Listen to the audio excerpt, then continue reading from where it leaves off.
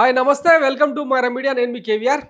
చెప్పేవి శ్రీరంగ నీతులు దూరేవి అవేవో కొంపలని చెప్పి ఒక సామెత అనమాట. మనం అధికారంలోకి రాకముందు పెద్ద పెద్ద నీతి సూత్రాలు ప్రవచనాలు చెప్పినాం. అధికారంలోకి వచ్చిన తర్వాత ఏం చేసినామో చూస్తూనే ఉన్నాం. ఇప్పుడు ఈ జోలంతా ఎందుకంటే మన తిరువూరు ఎమ్మెల్యే కొలికపూడి శ్రీనివాసరావు ఉన్నారు కదా, నిన్న బెల్ట్ షాపుల బెండు తీసేదానికి ఆయన మొత్తం నియోజకవర్గంలో ఇట్లా పరుగులు పెడుతూ మొత్తం అన్ని షాపుకు తిరిగి దగ్గరుండి తన అనుచరులతో తాళాలు వేయించాడు అనమాట. ఇప్పుడు ఇది ఆంధ్రప్రదేశ్లో ఒక పెద్ద సంచలనం అయింది. ఎందుకంటే బాబు గారు అత్యంత పారదర్శకంగా ట్రాన్స్పరెంట్గా బెల్ట్ షాపులకు వైన్ షాపులకు సంబంధించి టెండర్లు నిర్వహించారు. రాష్ట్ర ప్రభుత్వానికి ఒక 1,000-1,500 కోట్ల దాకా ఆదాయం సమకూరింది. ఒక్కొక్కరు కొన్ని లక్షలు ఖర్చు పెట్టి కోట్లు ఖర్చు పెట్టి టెండర్లు దక్కించుకున్నారు. ఇప్పుడు ఆ ప్రభుత్వం నుంచి వచ్చే కమిషన్ 20% ఇస్తామని చెప్పి 10% వస్తుంది. ఇవన్నీ పెద్ద తతంగం. మాకొద్దు బాబోయ్ ఈ లిక్కర్ షాపులు అనే కాడికి వచ్చిందనమాట. అయితే తాజాగా అయిన వ్యవహారం ఇప్పుడు తీవ్ర దుమారం రేపుతుందన్నమాట పార్టీలో. అసలు కొలికపూడి ఏంది కొరకరాని కొయ్యగా తయారైండు. అసలు ఈయన ఇచ్చిన ఇండికేషను ఎంటైర్ ఆంధ్రప్రదేశ్లో బేవరేజెస్ అంటే లిక్కర్ సిండికేట్కి సంబంధించి మొత్తం చూపిస్తూ ఉందన్నమాట. ఒకసారి ఏంటండి, బాబు గారు ప్రతిపక్షంలో ఉన్నప్పుడు అధికారంలోకి రాకముందు మద్యం దోపిడీలో ఎవరైనా కనిపిస్తే బెల్ట్ షాపులు నడిపిస్తే బెండు తీస్తామని చెప్పి నేను కూడా బెల్ట్ తీయాల్సి వస్తుందని చెప్పి వార్నింగ్ ఇచ్చిండు. ఇప్పుడు ఈయన ఏం చేస్తున్నా ఒకసారి చూడండి. మద్యం దోపిడీకి అడ్డుకట్టేశాం. ఎవరైనా సరే ఎక్కడైనా బెల్ట్ షాపులు పెడితే మాత్రం నీకు కూడా బెల్ట్ తీయాల్సి వస్తుంది, జాగ్రత్తగా ఉండమని హెచ్చరిస్తున్నా. నేను చాలా స్పష్టంగా ఉన్నాను. ఎవరైతే షాపులు తీసుకున్నారో వాళ్ళు అమ్ముకోవడం తప్ప ఏ దందాలు చేసేవాళ్ళు గాని అందులో ఇన్వాల్వ్ అయితే మాత్రం నేను ఎవరిని వదిలిపెట్టనని చెప్పి మరొకసారి హెచ్చరిస్తున్నా. అధికారికంగా 4 మద్యం షాపులకి అనుమతి ఉంది. కానీ 4 మద్యం షాపుల యజమానులు పట్టణంలో దాదాపు 35-40 బెల్ట్ షాపులు నడుపుతున్నారు. ఇప్పుడు ఈ వైన్ షాప్ చూడండి, చుట్టుపక్కల అన్ని నివాస గృహాలు, సాధారణ కుటుంబాలు ఉండే ప్రాంతం. బస్ స్టాండ్ లో ఈ గేట్ లో నుంచి వచ్చే వాళ్ళందరికీ వస్తారు. ఈ వైన్ షాప్ వల్ల ఉదయం నుంచే ఈ రోడ్డు మొత్తం తాగుబోతులు కూర్చొని వచ్చిపోయే వాళ్ళకి ఇబ్బంది కలిగిస్తున్నారు. బెల్ట్ షాపులు మద్యం అమ్ముతున్నారు. ఫలితంగా 9వ తరగతి 10వ తరగతి చదివే పిల్లలు కూడా దురలవాట్లకి లోనై కాదు జరుగుతుంది. మద్యం దోపిడీకి అడ్డు విన్నారు కదా, బాబు గారు మద్యం దోపిడీకి అడ్డుకట్ట వేసేందుకు చాలా కమిటెడ్గా ఉన్నాం. ఎవరైనా బెల్ట్ షాపులు నడిపితే బెల్ట్ తీస్తాం అని చెప్పి మాట్లాడిండు.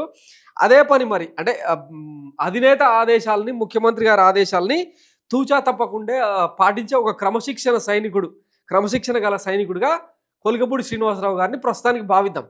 ఆయన ఈ బెల్ట్ షాపులు తన తిరువూరు నియోజకవర్గంలో మొత్తం 4 వైన్ షాపులకు వేలంపాట నిర్వహిస్తే దాని పరిధిలో మొత్తం 130 బెల్ట్ షాపులు ఉన్నాయని చెప్పి ఆయననే అధికారికంగా చెప్పిండు కదా. వాటన్నిటిని మూసేయించాల్సిందే అని చెప్పి మాట్లాడుతున్నాడు. పిల్లలు, మహిళలు, 9వ 10వ తరగతి చదివే పిల్లలు కూడా మద్యానికి అలవాటు పడుతున్నారు. ఇది చాలా దుర్మార్గం అని చెప్పి సదరు ఎమ్మెల్యే గారే చెప్పారు కదా. మరి దీనికి ఇప్పుడు ఏం చేద్దాం? దీన్ని మన కులపత్రికలు ఎట్లా రాసినాయంటే ఒకసారి చూడండి.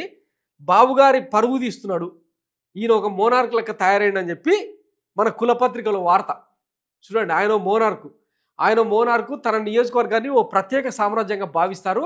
అక్కడ తాను చెప్పిందే వేదం, చేసిందే శాసనం అన్నట్టు వ్యవహరిస్తారు. అధికారులు చేయాల్సిన పనులు తానే చేసేస్తారు.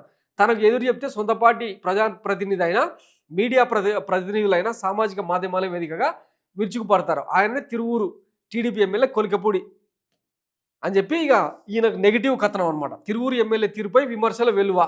అక్రమ నిర్మాణాలు తొలగించాలంటూ నిరసన చేస్తారు. బెల్ట్ షాపుల పేరుతో మద్యం షాపులను మూసేస్తారు. సొంత పార్టీ నాయకుడని చూడకుండా దోయబడతారు. టీడీపీపై తీవ్ర ప్రభావం చూపుతున్న ఎమ్మెల్యే ఏకపక్ష నిర్ణయాలు.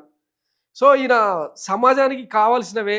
ఇప్పుడు మహిళలు, చిన్నపిల్లలు ఖరాబ్ అవుతున్నారు. వాళ్ళ మాన ప్రాణాలకు ఎసరు వస్తుందనే కదా ఆయన చేసిన ప్రయత్నం. పైగా మీ బాబు గారే, కూటమి అధినేతగా చంద్రబాబు గారే గతంలో ఇచ్చిన పిలుపు మేరకే ఆయన బెల్ట్ షాపులను బంద్ చేపించే ఒక ఉన్నత కార్యక్రమానికి, అత్యుత్తమ కార్యక్రమానికి ఆయన తెరదీస్తే అప్రిషియేట్ చేయాల్సింది పోయి టీడీపీపై తీవ్ర ప్రభావం చూపుతున్న ఎమ్మెల్యే ఏకపక్ష నిర్ణయం ఏంది? సపోర్టా లేకపోతే నెగిటివా? లేదంటే మనం బెల్ట్ షాపులకు మద్దతునిస్తున్నామా? ఇష్టానుసారం దోచుకోండి అని చెప్పి చెప్తా ఉన్నామా? ఇప్పటికే ఎంఆర్పి రేట్ల కంటే 20-30 రూపాయలు అధికంగా అమ్ముతున్నారని చెప్పి తాగుబోతులు గగ్గోలు పెడతా ఉన్నారు.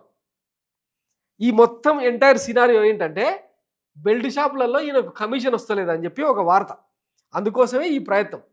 వసూలు రాజా కమిషన్ల బెల్ట్ షాపుల నుంచి అక్రమ వసూలే లక్ష్యం. ఒక్కో షాపుకు రోజు 5,000 ఇవ్వాలని డిమాండ్. నిర్వాహకులు ప్రజాప్రతినిధికి కుదరని బేరం. బెల్ట్ షాపులో తనిఖీలంటూ హడావిడి.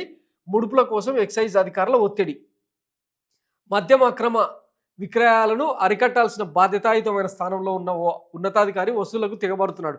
మైలవరం డివిజన్ ఎక్సైజ్ శాఖ ఉన్నతాధికారి ఒకరు మద్యం షాపుల యజమానులు బెల్ట్ షాపుల నిర్వాహకుల నుంచి భారీగా వసూళ్లకు పాల్పడుతున్నారని ఆరోపణలు వెలువెత్తున్నాయి. ఇప్పటికే ఒక్కొక్క మద్యం షాపు నుంచి 1,00,000 వరకు వసూలు చేసినట్టు తెలుస్తోంది. ఇటీవల కొండూరులో ఓ మద్యం షాపులో తనిఖీల పేరుతో రికార్డులు సరిగా లేవంటూ బెదిరించి లైసెన్సును రద్దు చేస్తారంటూ 1,00,000 వసూలు చేసినట్టు విశ్వసనీయ సమాచారం. ఆ షాపు తెరిచిన నాటి నుంచి ఇప్పటి వరకు 2 లక్షలు దండుకున్నట్టు తెలిసింది. నిత్యం తనిఖీల పేరుతో 5 నుంచి 10,000 బెల్ట్ షాపులు తెరిచిన ప్రతి ఒక్కరి వద్ద 10,000 వరకు వసూలు చేస్తున్నారని ఆరోపణలు వస్తున్నాయి. తాను చేస్తున్న వసూల దందా బయటకు పొక్కకుండా ఉండడానికి ఆ ఉన్నతాధికారి చేస్తున్న ప్రయత్నాలు అన్నీ కావు. ఇది అధికారులకు సంబంధించిన వ్యవహారం. ఇకపోతే మద్యం షాపుల యజమానులు దందా నిర్వహిస్తున్నారని గ్రహించిన ఆ ప్రజాప్రతినిధి తనకు కూడా ఉపయోగపడుతుందని అనుకున్నారేమో. నియోజకవర్గంలో షాపుల యజమానులతో సమావేశం ఏర్పాటు చేశారు. మీరు బడి, స్కూల్, గుడి నిబంధనలు ఏవీ లేకుండా షాపులు ఏర్పాటు చేస్తున్నారు. విచ్చలవిడిగా బెల్ట్ షాపులకు మద్యం సరఫరా చేస్తూ క్వార్టర్కు అదనంగా డబ్బులు వసూలు చేస్తున్నారు. నాకు మద్యం షాపుకు రోజుకు 5,000 చొప్పున పార్టీ ఫండ్ పేరుతో ఇవ్వాల్సిందేనని హుకుం జారీ చేశారు.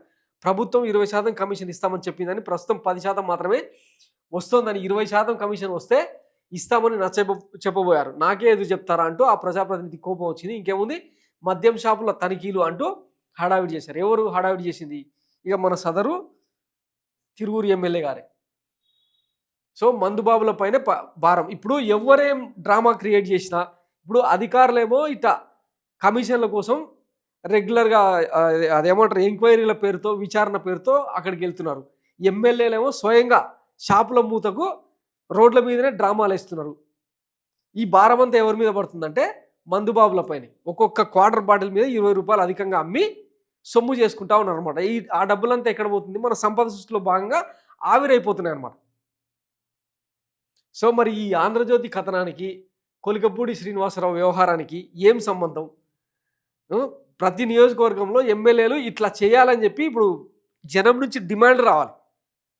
కానీ అటు రాకపోగా ఈయన నిర్ణయాల వల్ల, ఏకపక్ష నిర్ణయాల వల్ల ఎంటైర్ టీడీపీకి, కూటమి సర్కార్కి బ్యాడ్ నేమ్ వస్తుందని రాస్తాడు. ఒకప్పుడు ఇదే కొలికపూడిని ఆంధ్రజ్యోతి స్టూడియోలో కూర్చోబెట్టి, ఏబిఎన్ స్టూడియోలో కూర్చోబెట్టి అసలు ఆయన ఎట్లాంటి వ్యక్తో ఏందో ఎవరికి తెలియదు. ఒక కోన్కిస్కా గొట్టాన్ని తీసుకొచ్చి స్టూడియోలో కూర్చోబెట్టి ఆయనని ఇప్పుడు నాయకుడిగా తయారు చేసి, ఇప్పుడు ఈవెన్ ఏబిఎన్ ఆంధ్రజ్యోతి మాట కూడా వినట్లేదన్న కోపమో లేకపోతే ఫ్రస్ట్రేషనో తెలియదు. కానీ ఇప్పుడు ఇట్లా నెగిటివ్ కథనాలు అన్నమాట. ఆయన చేసింది మంచి పని, వాస్తవంగా అప్రిషియేట్ చేయాలి. మహిళలు, నియోజకవర్గ ప్రజల నుంచి పెద్ద ఎత్తున ప్రశంసలు అందుతున్నాయి. బెల్ట్ షాపులు పూర్తిగా మూపిస్తా అని చెప్పి వార్నింగ్ ఇచ్చిన నేపథ్యంలో అట్లాంటి ఆయన దండేసి దండం పెట్టాలి. కానీ ఈ తప్పుడు కథనాలు ఏంది అంటే ఏం చెప్పదలుచుకున్నారు? ఎట్టాగూ 25 లక్షల మంది ఆంధ్రప్రదేశ్లో మందుబాబులు అవుట్ రైట్గా నాణ్యమైన మద్యం సారాబుడ్డికి ఓటేసిన నేపథ్యంలో వాళ్ళు ఇచ్చిన తీర్పుకు న్యాయం చేస్తున్నాం అని చెప్పి ఇక మరి సర్ది చెప్పుకుంటారా, లేకపోతే ఈ దందాన్ని ఇట్లనే కంటిన్యూ చేస్తారన్నది ఇక ప్రజలకే వదిలేద్దాం, మందుబాబుల తిరుగుబాటుకే వదిలేద్దాం. Thanks for watching Myra media. నేను మీ కేవీఆర్. Thank you.